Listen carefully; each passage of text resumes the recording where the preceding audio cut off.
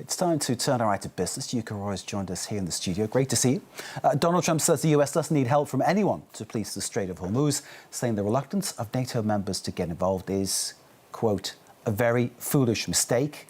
Global oil prices, meanwhile, have come back up as Iran renewed attacks on the UAE. Well, Mark, indeed, oil markets continue to be very volatile, although we're not seeing the kind of massive jump a couple of weeks ago that saw Brent hit $120 a barrel, repeating itself. Both the West Texas Intermediate and Brent crude are up by more than 2% after dropping on Monday. The price difference between WTI and Brent is around $7 a barrel currently, and this spread has been widening again over the past few days, though it's fluctuated a lot since the start of the conflict. As a reminder, one is the US domestic oil price and the other is the global benchmark for crude oil. And when Brent is moving higher and higher away from WTI, it indicates that markets are pricing in tightening supply going forward. So even though Monday prices dropped on hopes more tankers will go through the Strait of Hormuz, amid continued fighting, the overall expectation seems to be for oil to stay higher for longer. Some tankers have managed to safely pass through the Strait of Hormuz, though, haven't they, Yuka? Well, according to one ship tracking service, 15 vessels have moved through the waterway in the past 3 days. Before the war, about 100 ships were transiting the area every day. Now, among those granted safe passage through the Strait of Hormuz were 2 Indian-flagged tankers carrying liquefied petroleum gas, which have now reached ports in Gujarat state, delivering over 92,000 metric tons of LPG. Now, Indian Prime Minister Narendra Modi said last week that he had spoken with Iran's president.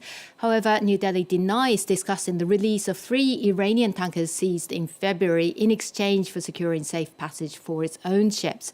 India is the world's second largest importer of LPG or cooking gas and the 4th largest buyer of LNG. Last week, the government imposed tighter controls on these commodities and has also been racing to diversify their sources. Let's take a listen to one official. Most of the LPG is coming from the Gulf, and recently, just 2 or 3 months back itself, our OMCs have, have started taking LPG from US. So government is putting all efforts to diversify the sources of LPG also. Let's talk more about the supply disruption on the Strait of Hormuz affecting not just global energy markets, but wider commodity trade across industries. Yeah, Mark, needless to say, oil is the base of practically everything that is manufactured, from plastics to synthetic fibers to electronics. While the Persian Gulf accounts for just a few % of the US's oil imports, the repercussion from the current disruption is being felt by farmers across America who rely on chemical fertilizers. Elita Gadeva has more. Tom Waters is a 7th-generation farmer from Missouri. The war in the Middle East has pushed fertilizer prices soaring. Agriculture workers are also expecting potential shortages from shipping disruptions. I've talked to my supplier about what we need. We've got some of it locked in. He's still having some struggles getting the fertilizer that he needs locked in too. Fertilizers are derived from nitrogen, phosphate and potash. They are a crucial source of nutrition for crops. Importing them, however, is a challenge.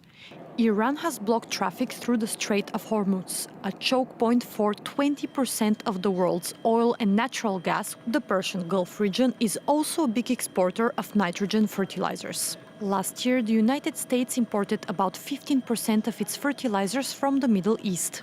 We really don't know what the prices are going to do. It does depend on how long this conflict keeps going, and if ships and containers can start to move through the Straits of Hormuz, that'll help. And obviously that would be best case scenario. Costs have already been on the rise over the last several years, pushed by an unfavorable farm economy.